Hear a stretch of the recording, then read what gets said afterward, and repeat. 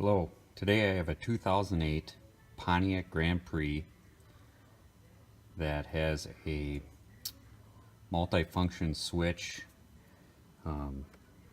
that has been acting up for a good while now, and it's progressively gotten bad enough that has caused me to want to fix it. Sometimes when I say put my turn signal left, I'll go ahead and make my lane change, and then all of a sudden my high beams come on and I'm getting tired of flashing people. So at this point what I've done is I've already got the switch exposed, but first thing you're going to want to do is take off the side panel. Then there's a bottom cowling that is held together by 3 screws, and you need to disconnect the computer plug-in. After that, you're going to want to pull off the bottom of the steering column. Then you're going to want to remove this outer section of your dash, and then you can get at the top. A lot of it takes just a little pulling and prying, but eventually it should come. And these are what you're left with after that. So now that I've got that exposed, I believe there are just 2 screws that I can see this far. One here and one under here. And then I believe it's just some connectors that we should be free. So I'll go ahead and try and get that disconnected. Quick update, this bottom screw, if you've got one tip, you may want to run to one of your hardware stores, if you will, and get something that you can get in at a 90-degree corner. It's a star bit, and I kind of don't have the proper tool, so I'm doing it with my finger and pliers. I am getting it, but there's got to be a tool or an easier way.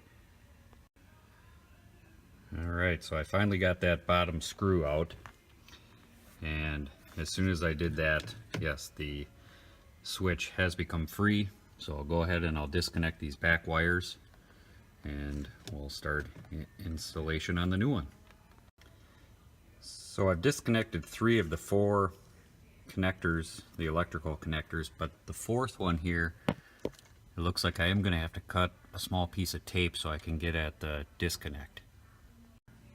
Alright, so I've got the old one out, and now we're going to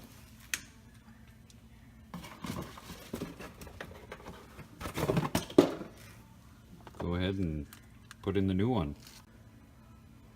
Alright, I've got all the connectors snapped back in, and I've got the 2 screws, the 2 mounting screws put back in. Again, thus far in this entire project, the hardest part has been this bottom screw. Both getting it out and getting it in. So this time I was able to put my finger on it and just use a needle nose and tighten it with my little star bit here. So aside from that, it's been pretty smooth. Not that that was the end of the world, but could save some time on your project. So I'll go ahead now and start to get the plastic shrouds put in place. Alright, so I've got everything put back together as it was originally. I'm not going to lie, getting some of these plastic components were a little bit of a bear, especially everything around the steering column here. But I have gone ahead and I did reconnect the battery. I did disconnect the battery and made sure not to put a key in the ignition, as I get a little nervous around airbags. And I'm definitely kind of a do-it-yourselfer mechanic. But so everything is back in and tightened up, snugged up, and moment of truth here. Alright, so car fires up. We'll go ahead and we'll check my blinkers. Right one works, left one works. We'll check kind of some of the functions here. That did kill my lights. Manual lights do come on, so that seems to be working. I'd say everything seems to be functioning. I'll have to, once I take it for a test run, I'll check the cruise control, but thus far I think we got it.